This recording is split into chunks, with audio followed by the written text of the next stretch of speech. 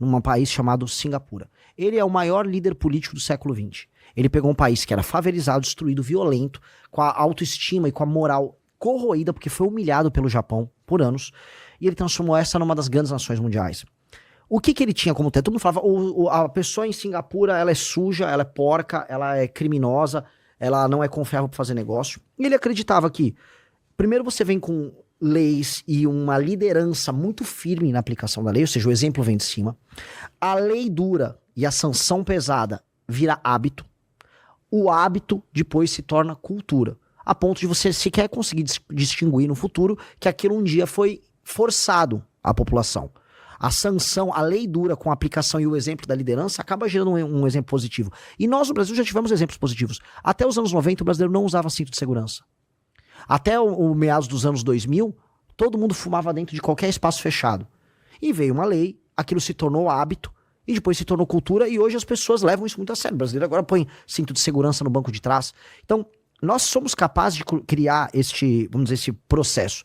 Mas um país que tem o processo dele, vamos dizer, não só de criador de leis, mas de dar exemplo, vindo uma liderança tão ruim como o Brasil, ele não faz essa imposição do topo para baixo. Não vai vir, e isso aqui que eu tô falando não é popular, mas precisa ser dito, não vai vir da base da população a mudança. A mudança sempre vem do topo em todos os lugares do mundo.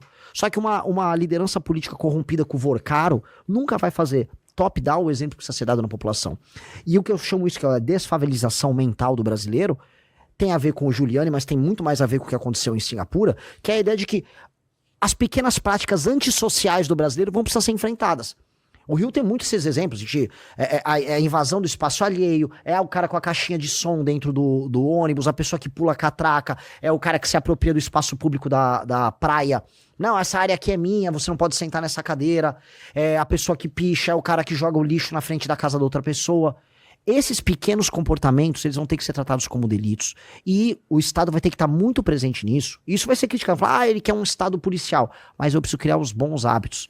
Os bons hábitos criam os bons bairros, criam a boa cultura. E a boa cultura começa a criar ambientes que são socialmente passíveis de serem vividos.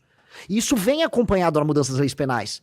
Mas isso tem que vir acompanhado de uma liderança muito boa. É uma questão de liderança. Se você não tem uma liderança que quer implementar isso, você não vai implementar. Falam do Bukele. O lance que o Bukele fez primeiro ele destruiu o crime organizado, agora vai ver o que ele tá transformando em São Salvador. Tirando os fios, a cidade tá ficando limpa, vai jogar lixo na rua em São Salvador. Então, o exemplo que a gente tem que dar é transformar os nossos ambientes e os nossos hábitos e criar uma cultura de civilidade. Aí esses elementos eles vão ter um efeito que uma coisa puxa a outra e ajuda a outra. E aí tem um elemento que eu te disse, é o elemento cultural e o elemento de liderança, que não são necessariamente positivistas no sentido de passar a lei, mas de passar o substrato cultural que está por trás da lei, que faz a lei valer. Que é a ideia de você ter um sistema de valores comum. Hoje o brasileiro está completamente e moralmente esculhambado. E essa esculhambação vai se refletir numa sociedade mais violenta, com certeza. Perfeito. O Renan, tem uma Demorei muito, só essa pergunta. Eu não quero ser palestrinha. Eu vi no teu Instagram a sua menção a Singapura, e o que eu sei de Singapura, eu sei